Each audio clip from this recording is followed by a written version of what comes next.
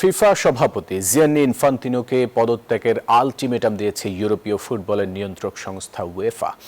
Infantino বিশ্বকাপের অংশীদারিত্ব বিক্রির গোপন পরিকল্পনা করায় এই সিদ্ধান্ত নেয় তারা। এছাড়াও বিভিন্ন অ্যাসোসিয়েশন ইনফান্তিনোর প্রতি অনাস্থা প্রকাশ করে।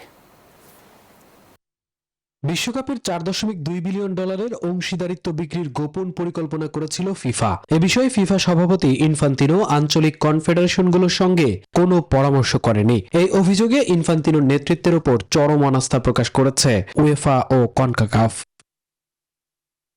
তবে অভিযোগ ওঠার পর অংশীদারিত্ব বিক্রির প্রস্তাব থেকে পিছু হটে ফিফা। এই পিছু হটাকে ফুটবলের বিজয় বলে মনে করছে 55 সদস্যের উয়েফা।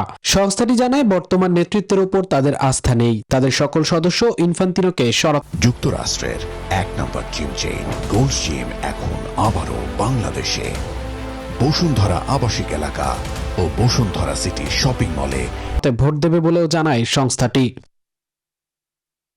এদিকে স্প্যানিশ লা লিগার সভাপতি হাবিয়ার তেবাস ইনফান্তিনোর পদত্যাগ দাবি করে সোশ্যাল মিডিয়ায় একটি পোস্ট করেন।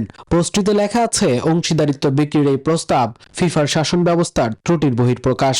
তার মতে ইনফান্তিনোর ফিফার দায়িত্বে আর থাকা উচিত নয়। পোস্টে তিনি লিখেছেন, বিশ্ব ফুটবলের শাসন ব্যবস্থার আধুনিকীকরণ ও প্রাতিষ্ঠানিক বিশ্বাসযোগ্যতা পুনরুদ্ধার করা প্রয়োজন।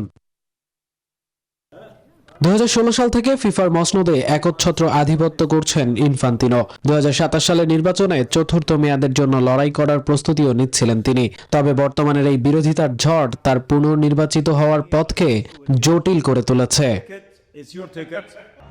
ডাচ ও জার্মান ফুটবল অ্যাসোসিয়েশন সহ বিভিন্ন মহল তার একতরফা সিদ্ধান্ত গ্রহণের কঠোর সমালোচনা করেছে। তবে ইনফান্তিনোর প্রতি পূর্ণ সমর্থন রেখেছে কাতার ও মরক্কো। মাত্র 2 সপ্তাহ আগে ইতিহাসের সবচেয়ে বড় বিশ্বকাপ সফলভাবে সম্পন্ন করেছেন ইনফান্তিনো।